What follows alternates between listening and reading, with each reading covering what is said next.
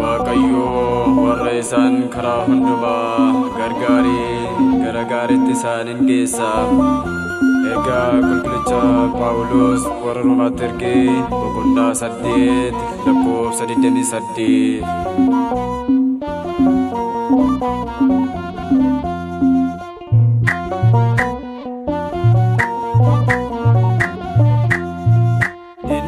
Gosi argee abdiisa guutatu maqaa kee dhaga'uun har'a fagaatu hundumarra caalta Maariyaam si waama kanaaf si faarsa galgalaaf ganama.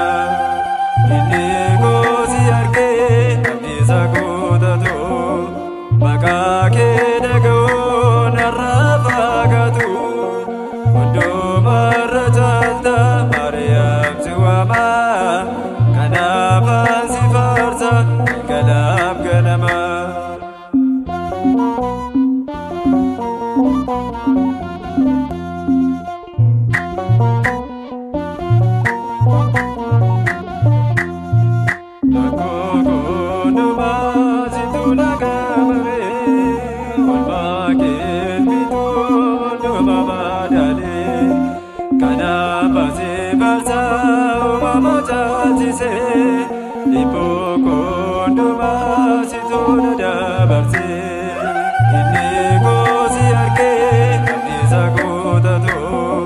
Maqaa kee dhaga'uun har'a fagaatu hundumarra caalta Maariyaam si waama kanaaf si faarsa galgalaaf ganama.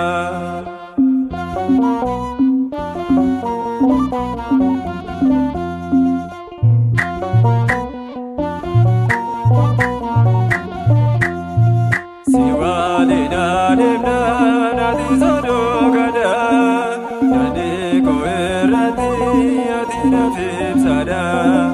Nagoodestee ati mana kee keessatti sirraan daandeen ba'uu baraan gabaaraatti.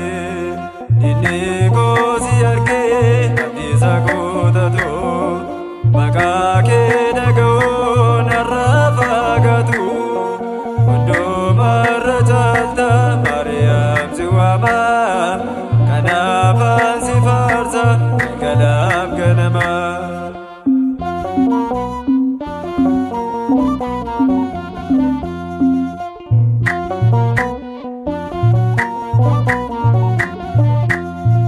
Rakkoo hundumaa situ na gargaaree walbaa kelbitu hundumaa madaalee kanaaf si faarsa uumama caalchisee dhibboo hundumaa situ na dabarsee.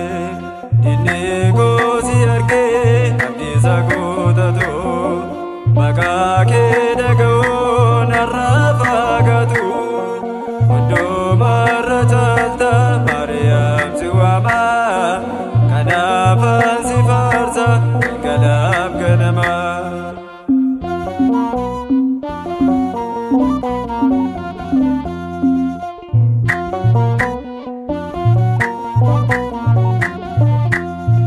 Si waliin adeemnaan ati sodoogada yaadee koo irratti ati naaf ibsaadha.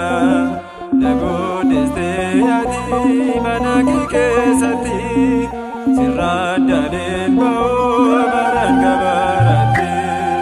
Inni gosi argee abdiisa guutatu maqaa kee dhaga'uun har'a fagaatu hundumarra caalta Maariyaam si waama kanaaf si faarsa